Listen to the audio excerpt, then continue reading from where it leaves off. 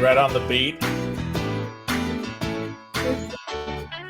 I played the trombone in college. Did you know that? I'm not sure I believe you. No, I was a trombone player. I was. Yeah? I'll show you a picture next week. I can't I was wait. horrible.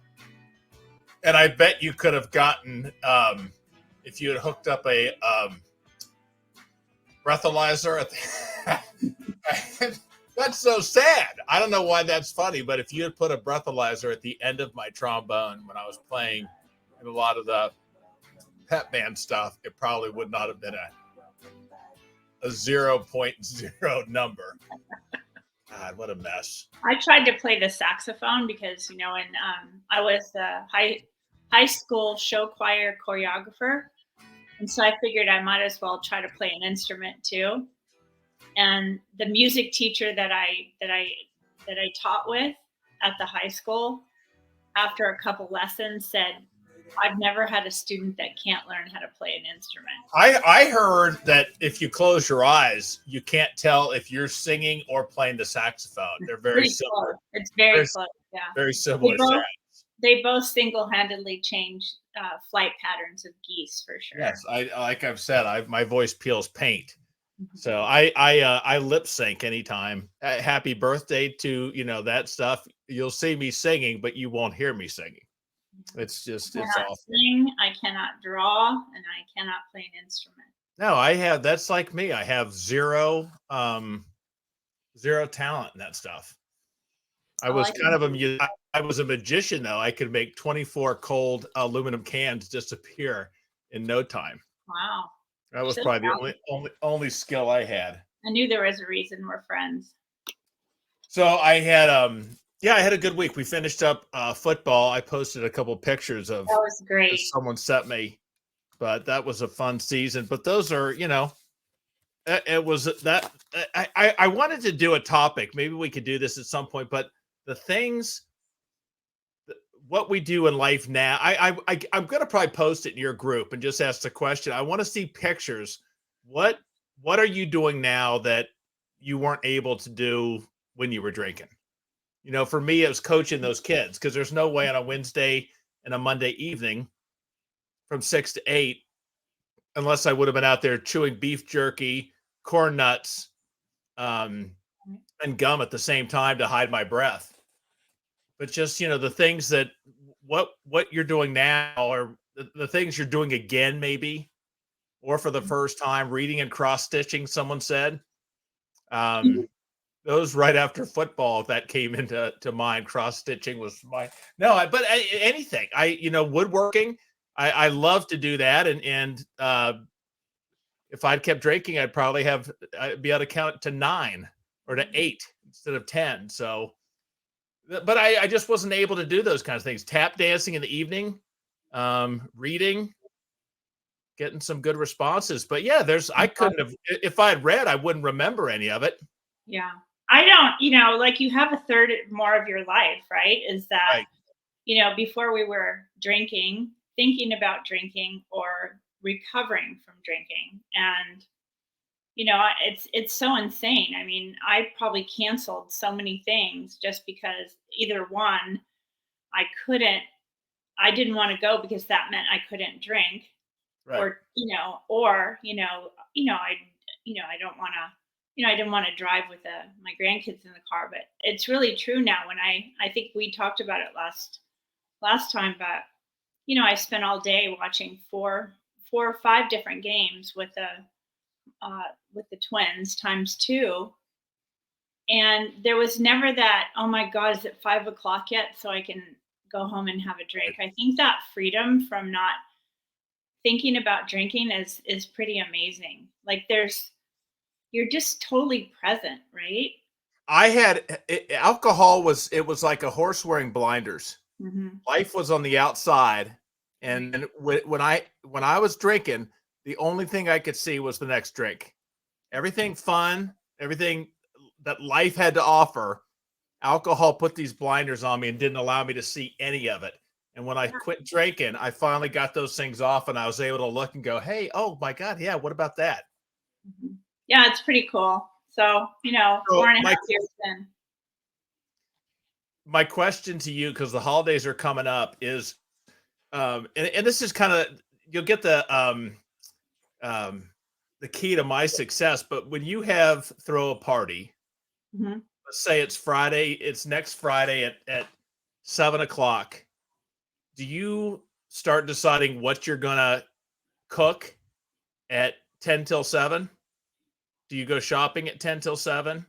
Do you call people to invite them at 10 till 7? No. What I used to do when I was drinking is I used to invite people and forget that I invited them, and they would call me and say, "Hey, do you remember inviting me over next Okay, but weekend?" you're tripping me up and blowing the whole point of this I'm not very sure where you're going. exercise. No, my point is that you don't wait. If you want to have a successful party, you don't Oh, you don't do it at 5 till 7. You plan it oh, now. the And no, I'm lights just saying, going on. you know what? Ching. That's it. You don't, Yeah, you're not keep helping. going. I'm interested now. No, So I'm just saying that the thing for me is, if I wait till Friday at 6 o'clock or 7 o'clock to decide what I'm going to drink, what my evening is going to be, I'm screwed, because in the morning or whatever, I've got willpower, I've got motivation, I've got everything I need not to drink. That evening at 6 o'clock, when I get to the party, willpower for me was gone. yeah. So Motivation was gone. you're talking when you were drinking. Yeah. Yeah, Well, I or try no, when I was trying to quit. But I had to, my success came, and that's kind of my theme for the holidays, and someone jumped in but say be prepared. I had to make the decisions before I was in a position where I had to decide. Because when mhm. I had to choose or decide at 7 o'clock, I made lousy choices. Um, Peer pressure, friends going, "Hey, you want a drink? What are you going to have? You going to drink with us? Have a shot. You want to," all that stuff. The only chance I had to survive those things was preparation. And that's what my whole theme, that you've ruined the moment once again. Thank you very little. Um, is is for the holidays. I had to, especially initially. Now I'm kind of on a autopilot mode. I Mhm. had to make my choices and my plan well in advance and stick to it. Yeah. Yeah. Well, That's I think you have to do that, and I'm sure I'm sure the chat's blowing up right now with that. Um, Again, our stories are very different, and I want the audience to know that. I mean, you really decided on your own that you were going to quit. I didn't feel like I had a choice, right? When my family asked me to stop drinking, so I didn't have all the. I mean, before that, I had some of those moments where I was thinking, in the morning I would drive to Davis in the morning, and I remember the roundabout that I had to go by, and I was just thinking about that on the way home tonight from teaching, because we're back doing some in-person teaching. And as I'm in that roundabout, I was promising at 8 o'clock. This is before my family asked me to stop drinking, because I knew I was in trouble. And at 8 o'clock in the morning, I was saying, "Oh, I'm not going to drink tonight." And then on the way out of teaching at 4, my car would drive into Nugget parking lot. Yeah. Mhm. So what's the difference between having to quit and wanting to quit? Because it sounds I like think I'm you almost a little bit lucky, because that got me through, even though I was pissed off, even though I was angry and I hated everyone. Um, I think I'm in a luckier position than a lot of the people I know that have spouses that say, "Oh, your drinking's not that bad. There's nothing wrong with you." It's much harder for someone like that to quit than to me, where I knew that if I picked up a drink, my marriage was over and my kids were gone. And I mean, it was a no-brainer. I so was my point is, wanting to quit provides no accountability. Mhm. Having to quit provides accountability. You have Maybe. Paul, you had the kids. I Yeah. wanted to quit, and I had to find accountability, because I wanted to quit for a long time, and I was unable to even get a day one. Yeah. Or if I ever got a day one, I sure as hell never got a day two. But my point is that I had to create accountability, and that was, that was the planning for the parties, Mhm. and it was and I didn't, like a lot of people didn't want to tell people, hey, I need you to stand by me and hold my hand. Don't let me, they don't want to tell people accountability. And that's not going to work anyway. I mean, that's not that, that's not going to work. I mean, you can't have somebody else responsible for your sobriety. I remember on a, kind of a different level, I was in Tahoe with my brother and we were doing a little gambling and my brother gave me his ATM card and he said, "Don't give it back to me." Well, yeah, when he wanted it, I had to give it back to him, right? So there's no, he was pissed off at me, so I had to give him back the credit card. So you can't make somebody else responsible for Yeah, your but behavior. he had a better chance of not using it, even though he told you there was a confrontation. At least it gives you a chance. My accountability, though, if I didn't want to tell someone, hey, pride, ego, whatever, stand by me and don't let me drink. I didn't want to do that. There was ways to, whether it was agreeing to do something afterwards. I gave myself something. I talk about it like with exercising. For me, driving home after work was, I drank. I drove home Mhm. with beers in hand every day. And what I had to do, and I didn't want to say to my friends, or hey, be waiting at home and breathalyze me when I get there. I don't want to do that. But the example, and I kind of did this, but saying, hey, you want to work out tonight at 6? I'll meet me at the track or at the park or at the gym at 6, and let's go for a workout because I'm getting out of shape. Now I've got someone waiting for me at an area that I've got incentive not to drink. I've got a reason not to Mhm. drink. I don't want to smell like booze when we show up. We're going to the gym. That gave me a little bit of an edge Mhm. and held when my willpower went to the floor. Yeah, that's So there very are ways to do it, and that's the whole preparation. The thing was with the holidays is it wasn't so much just filling my fridge with non-alcoholic drinks. It was giving myself a plan of how and when to drink them. yeah. Very good, Jeffy. What are you clapping for? This is where you're supposed to now throw in your ideas. Okay. So the first year was 2019. And people are like, "Oh my god, is she going to go through 4 years?" The first year, um we were really lucky and able to shake it up. So we went, instead of doing all the traditional things we did with our family, which would have been really hard for me because I was only, what, 5 months, maybe 5 months alcohol free. We actually went on vacation over Christmas and New Year's and went to Florida. And I thought that was really awesome. The second year was COVID. So, and again, I'm always going to credit COVID with with really helping me because there was no social activities to go to, right? So, for some people, COVID was sort of a drinking enhancer, but for me, I already had 8 months in when COVID hit, so COVID really helped me not drink because I got used I got a year in under my belt while What COVID made the was difference? still Because going. you were around people and you There couldn't? was no social events to go to. So there wasn't I wasn't like, "Oh my god, I have to go to this social event." There wasn't any, right?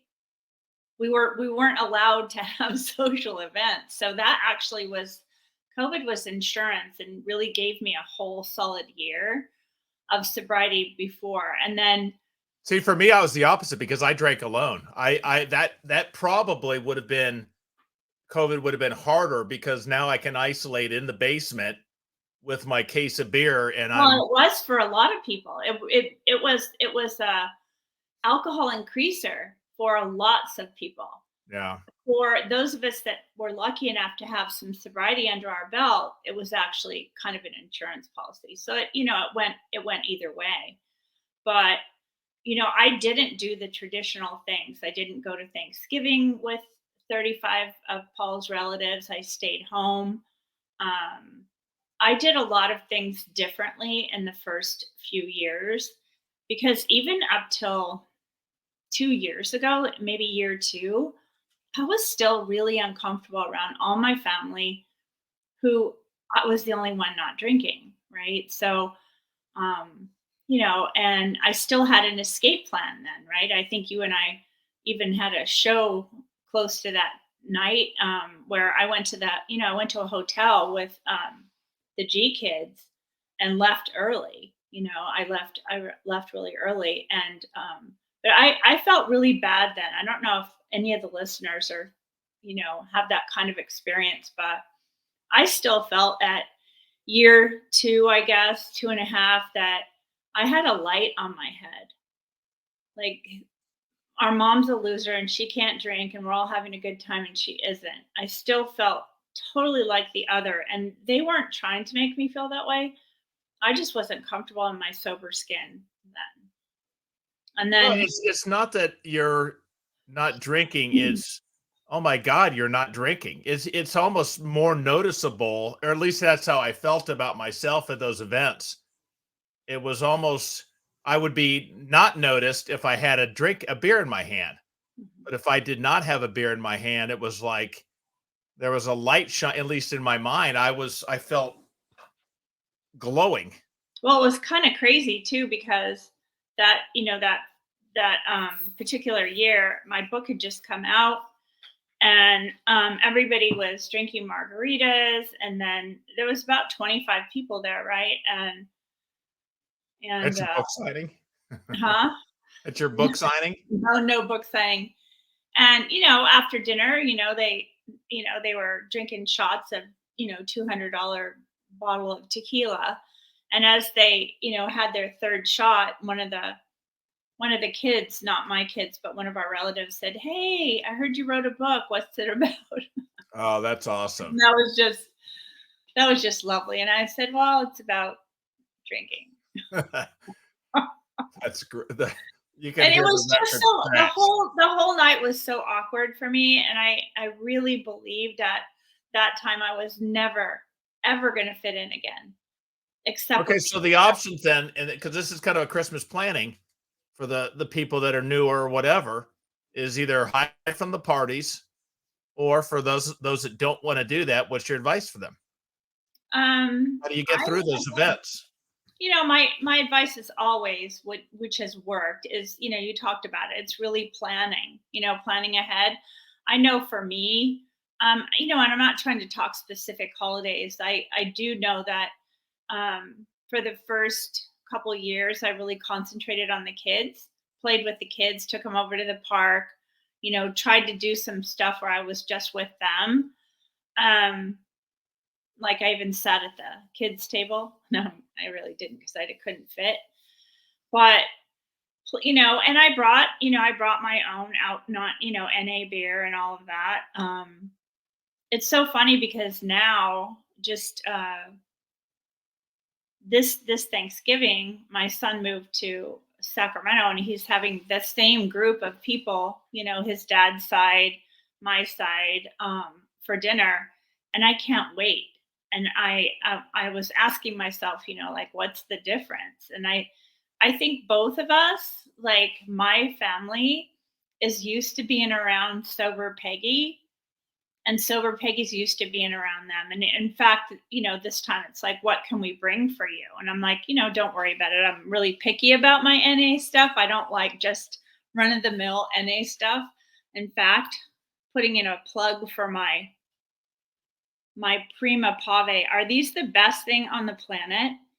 They're split. So they're single drink, bubbling wine. And so, I've never been able to drink a whole bottle of non-alcoholic wine. Why bother? Right? And so these little guys are just so damn cute, right? Aren't they cute? And they're probably the best tasting. I'm just in love with them. So I got them from Josh from the Ocean Beach Cafe. Can some of us expect those in our stocking for Christmas presents from you No, this year? because I like them so much. I was gonna give them away at my. I'm doing a book reading in my old town I lived in a couple weeks at the Calusa Library, and I bought these just to take them to the Calusa Library. But I like them so much, I don't want to give them away. So I got 4 big bottles for that occasion. But when you're talking about you want to bring your own, whatever it is, some people are into non alcoholic, some people it's a trigger for them.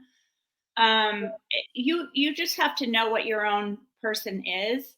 I always drive my own car to occasions so that if I need to leave, I can. Definitely have your phone number, a couple other buddies that, and if things get really rough or wonky, I just, we hear it all the time, but just to go, um, in another room and make a phone call because we all know what it's like to feel that way. Right. And, but I got even my thing was because I really the accountability worked for me. I had some people that were going through the same thing or newer where I said, "Hey, I'll be home at 10 o'clock. I'll give you a call and tell you how I went." So now it was just it was it's not any one thing is going to be the catch all, Mhm. but it was enough to where someone's expecting me to call them at 10 o'clock and that gave me something to look forward to, made me, I wanted to call them and tell them how it was just it just notches up the incentive for me. Well, you and I have had this friendship since, year one and for me, and I've always, been able to call you, and that's been really great for me because you get it. None of my family gets it. I know my friend Pam, Pammy, she was talking the other day about, she just hit 4 years last week, and her family was kind of like, "Oh, that's great, mom," and my family's that way too. They, they're not they they just don't think it's a big deal because I still think that people that don't have issues with alcohol think, oh, it was pretty easy for them to quit. Yeah. Like you just if You're you right. don't want to, if you do it, just quit, Yeah. right? And so they don't see what we've had to go through to stay. But Yeah. I love, love, love. Laura McCowan wrote a thing in Substack, and I love what she said. She said, "One day you won't think about it so much; it'll just be who you are." And Yeah, I that's finally, the true that is so true. And Mhm. I didn't believe that until I got there. And I never believed that that would be me. I thought I would always be kind of the tortured soul with a spotlight on my head.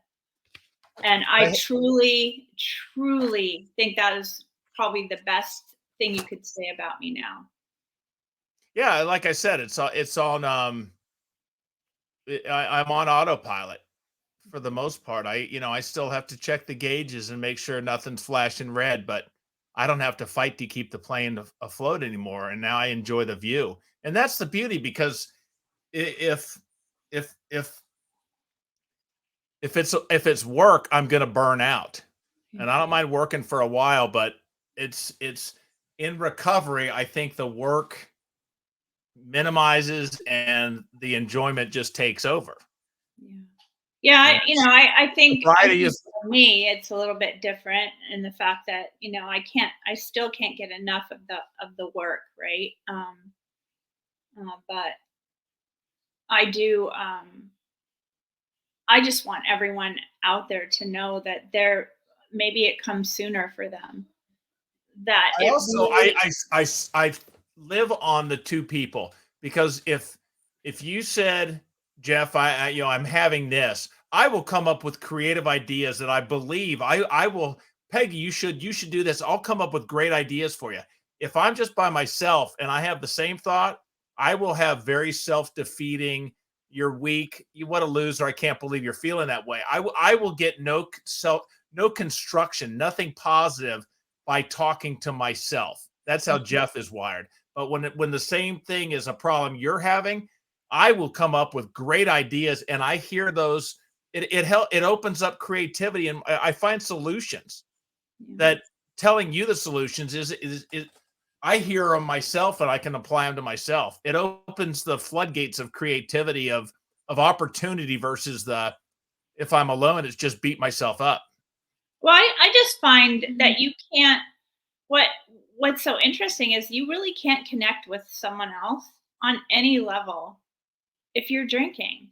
It Yeah. alters your mind enough, and I'm not saying I'm not going the poison route, but just I've certainly turned from having to be the center of attention to the observer, and really spending. I'm getting to know some of my family, some of the young adults better than I've ever gotten to know them because I can sit down with them and have a conversation. Now, if they start drinking, that kind of cuts off the conversation. But I love just sitting down one on one with somebody at a place like that. And if it gets where they're not there anymore, then I play with the kids. So Yeah. or I get in my car and drive to a nice hotel where I can relax and know I wake up in the morning feeling amazing and remembering every night, every minute that happened the night before. Matilda asked in the thing how you and I met, and I was looking for it, and I'll find it somewhere. It's in this book, but uh, the show, no, the Luckiest Club Mhm. was the support group. I went to rehab for six days. I actually took antabuse. I asked my doctor for it, and that's another topic. But I swear by that stuff. It No, was lots of it people wasn't the swear cure by all, but Mhm. it was an icing on the cake. It was an insurance policy. Mhm. It helped me. I don't think I ever got to the point where would have drank without it, but it was like, why not? I had no side effects from it. Mhm. Just knowing that, okay, well, you also got this card in your back pocket that if you drink, you're going to throw up all over yourself. That helped. But anyways, that's another one. But um, I did AA for a while, which was great tools, but I didn't. I found recovery when I found the people in the Luckiest Club, and those were Mhm. Zoom meetings, and I was on tours, maybe two at the time, but at least two a day. Peggy was in the group. Oh, someone said, I can't tell who this is, says they drank with antabuse. The side effects were awful, but it didn't stop me. That's interesting. I'd love to hear more about that. But Yeah. Peggy was in the group, and I always thought you were very cool, kind of in a Yeah, I'm cool. bitch way, though. Um, well, no, definitely a lot of that. But anyways, besides being a total bitch, you had some stuff that I really related to, and you as I'll find it somewhere, but you posted in the chat a comment or something that just hit, Mhm. and I printed it. I wrote it down. I screenshotted it. That's what I did, and I That's typed why it you out. got kicked out of Oh, TLC. I know. That was very you had to casually screenshot like you didn't know you were, like anyone's really watching. But I screenshot it and it was a quote, and I put it in my little book of things I needed and laminated it. You've hit gold if I laminate I've it. been laminated. If I laminate, if it goes to that machine, if there's a recipe that's laminated, if there's something, if you get laminated, you're in there. I'm in. You've made it. Flat Um, Stanley. but I had that, and then I was going back to Sacramento. I was from. Peggy was there and set up a lunch with some other No, people. you did it. You set it up. Well, however, but I was going back, and I remember regretting that because I thought this Peggy's going to be I was nervous about it, but as soon as we hit, I think I blew everyone off in the group except for you. And I just wanted, well, Claire, I love Claire. We hit it off too, but I just was focused, and um, that's when you and I we became instant friends. Yeah. And then you started doing the book and convinced me you were my inspiration to try these little video things. Yeah. But that's how we met. Yeah. Either that or it was Tinder. Wait, was it Tinder? No, but it is kind of funny. It's so You funny swiped because left. I'm sure Matilda knows this, but it's so funny because my two older twin granddaughters call Jeffy my boyfriend. So Yes. whenever Jeffy calls, they say, "Grandma, your boyfriend Jeffy's on the phone." Yeah, Well, I'm sure we gotten had. totally used to it now. I'm sure we had some people that thought that. That was pretty Well, funny. what do you have planned for the holidays? What are you gonna avoid? Are you embracing? Are you No, inviting? Are you I'm embracing this year. I posted several things, but we've already spent a whole weekend making turkey decorations for the table. We made gratitude trees. We made a gratitude pumpkin. We have what's a gratitude tree? a gratitude tree is they're trees and they have little leaves that they paste on, and they put the family members' names and the dogs and all the favorite things, all the things that they're grateful for, and the kids did that with. And again, there's no way I would have had patience to do that when I was drinking. I mean, we Is there made. a is there a leaf that says Jeffy? I'm sure there is. There's a Jeffy leaf, A and Jeffy leaf? we made. We spent the whole entire weekend getting decorations ready for my son moved to Sacramento, and I'm buying the turkey, but he's cooking it. And my it's we're I'm very fortunate. My ex is going to be there with his girlfriend, and the only we would be best friends if we both hadn't slept with the same guy, right? So it just it's just going to be fun, and I'm not traveling. It's about 20 minutes to his house, and I'm really looking forward to it. We have another grandbaby on the way, so and it's their first house. Their first house that they bought, and last year, time really changes, right? Because last year we were in Southern California for the wedding, so their wedding, which was right after 2 days after Thanksgiving. What are you doing? It's I don't know any one specific thing, but the things I'm doing are things that I did. The things I looked forward to when I was drinking were renting that movie and hiding in the basement and watching it and getting emotional because I'm a Christmas movie sap. So, I'm like Chevy Chase in the attic when he's watching the old films, and I would isolate, drink, and go down memory lane. Now I'm looking forward to getting out and doing things and taking the grandkids to the train exhibits and things that I dreaded doing before because I couldn't drink at them, or Yeah. I was going to be drinking and driving with people that there was bad things were happening, but I was willing to do that. Not willing to do it. I think I was almost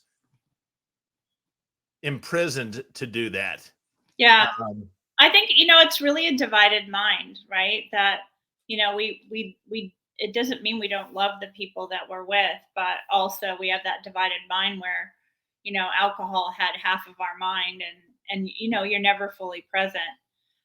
Is there any way that in the chat, because you see the chat and I can't, I'd love to hear anybody that's listening what their holiday tips are. yeah, what's worked, what gonna try, it's a great one. Um it's a lot of Facebook users, so I can't see names on this thing, but that's okay if anyone's got any ideas. Yeah, it's I think that first year I hid, I was scared. Mhm. I dreaded it. Christmas wasn't going to be Christmas. My outlook on Christmas went into the That's why, toilet. I mean, that's what was so wonderful about I really highly recommend the first year to change it up, do something completely different other than what you used to do.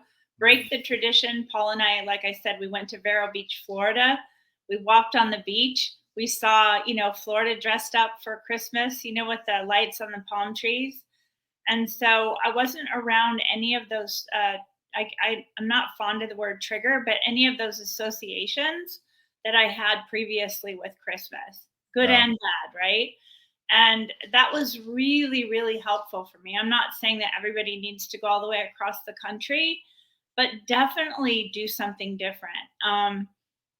My brother, the first year he got sober, and now it's been a tradition for him. He goes down and serves meals to the homeless. Yeah, that's awesome.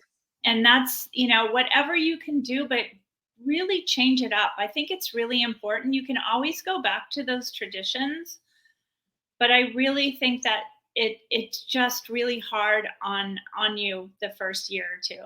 Well, it's a lot easier to do something else without alcohol than to do the same thing that you used to Totally. do and Totally. do it without. So me to sit in my little cave that I was in and watch the Mhm. same movies without drinking too much. We've got first year for COVID, so everything was different. So that helped. I think adding one or two new things is a great idea. Have a plan, bring your own, drive yourself, excuse yourself when needed, which is huge. Mhm. Listen to an alcohol-free podcast before the event. That Nice. motivation is that, and that's a massive one because the motivation at 8 o'clock and the motivation at 5. Not drinking. Now I drank in the morning, so don't get me wrong. So this is probably inaccurate thing to say, but it's easier to not drink at 8 a.m. because your motivation's high, all your reasons are fresh, the pain is fresh, all the reasons not to are fresh. And if you base your how I'm going to do it on how you feel at 8 o'clock, at least when I did that, I was screwed because Yeah. at 5 o'clock, the scales were completely changed. Um, have some sparkling wine ready. I love that one. Having something unique, get something that you're looking forward to and have it ready. Chill it for a couple days, kind of have it, I'm entice. gonna put a plug in. You can get these. This You're on commission with these there's guys. no, My I'm God. not. It is absolutely my favorite. How cute is I can't even do this. How cute is that? Can we get back to this? Takeaway, Indian food in a movie or plan this year. Love it. Take out, takeaway. Where is that takeaway food? It's takeout, carry out. But anyways, have a planned response when offered an alcoholic drink. Huge. Yeah. Christmas, we want a trip instead of the typical AF podcasts. Yeah, it's what works for you, but it wasn't just one thing. It was talking to this group. And when I talk to you and say, hey, what are you going to do tonight? Oh, I'm going to do this and this. Suddenly I'm going into tonight, even though you're in California and I'm out here, I'm going into it with you Yeah. because we've talked about what the evenings are going to be. We've talked about our plans, even though it's separate. And there's a little bit of now I have anticipation of I can't wait to tell Peggy, Right. "Sure, I had a Right. blast. It was great. Right. You should have seen, Yeah. so those are awesome. But I love the idea of hiding. Kathleen Chambers is in Ireland Takeaway. Kathleen is amazing. She just hit a year, Yeah. which Congrats, is Kathleen. incredible. So proud of that's awesome. Well, we But have yeah, having some. something, it's almost like it's like having the wine in there. Going out first off, if I go out to get if I go out to get the non-alcoholic drink at 5 o'clock, there's a 50-50 chance I'm coming home with the wrong stuff. So I get it ahead of time when my motivation's high, maybe in the morning, Mhm. whatever. Put it in the fridge and look it. I want something that I'm actually looking forward to. Mhm. Yeah. Yeah. You have to find what you're looking forward to, and that's really important. So I think we Connection's the should key. Reaching out. close. Huh? We've been around. I would love to. We have some things in the works that will be coming out in a couple weeks. I know that Jeff and I are going to change this up a little bit in January, and we'll make sure that everyone knows about that. I hope everyone has a wonderful Thanksgiving. Even my boyfriend Jeffy. Did you dress up for Halloween? Did you do the witch thing again? Hmm. Yep. Did you did you scare children, or were you loving to them, or hand it out, or what? No, we didn't have very many people, but I love that purple wig. And my friend Heather Lowe from Ditch the Drink had the same outfit on. So we're both going to be in the Sober Summit, I which saw is the next posts week. of hers. Yeah. So anybody that hasn't signed up for the Sober Summit, it's free unless you want to actually keep the videos, and then there's a small fee for that. But it's next November 8th, 9th, and 10th. and I am very honored to be one of the speakers. So Maggie Clausens has just done some amazing. We had her on last week. She's just an amazing person, and really, this is the Sober Summit Holiday Edition. So lots of us are talking about how to get through the holidays. So happy Hey, I want Thanksgiving. to tell you, I want to tell you one last little thing. Of course. So, I coach football. I just finished up. Well, one of the kids on the team who is a lineman, who I work with the lineman, and I carry around a rolled up piece of paper, and I'm always hitting them on the heads, all the kids, and it's just, they now know it's a compliment when I nail them on the head. But one of the kids, after it was over, we took a team picture, and I posed like I was going to whack him in the head, and I was showing his mom and just saying, and she said, this is last Sunday. We're leaving after the game. And she said, I just want you to know he came up to us this week and said that Coach Jeff is probably one of his best friends. And that just, and I went home by helping him and giving to him. I went home with a better buzz than alcohol could ever provide. Absolutely. There are alternatives. What you're doing with those kids is really amazing. And, I hope I'm not revealing anything, but really helping you heal the relationship with your son. And I just think that is priceless. So. Yeah, it was, we can talk about that sometime, but it was, but yeah, helping others. There are alternatives to a buzz. People think they're giving it up. You can get, because I'll tell you what, I felt great. Yeah. I was such the happy chemicals, serotonin, endorphins, all happen when you're of service to others. So it's really fun. Happy Thanksgiving, everyone. And how about my Bengals beat your Niners? Isn't that great? Thanks. Yeah. Isn't that awesome? Yeah. Really been good on my marriage too. So thanks very much. Really appreciate it. All right. I love you, and we'll see you next week. Take care. See ya.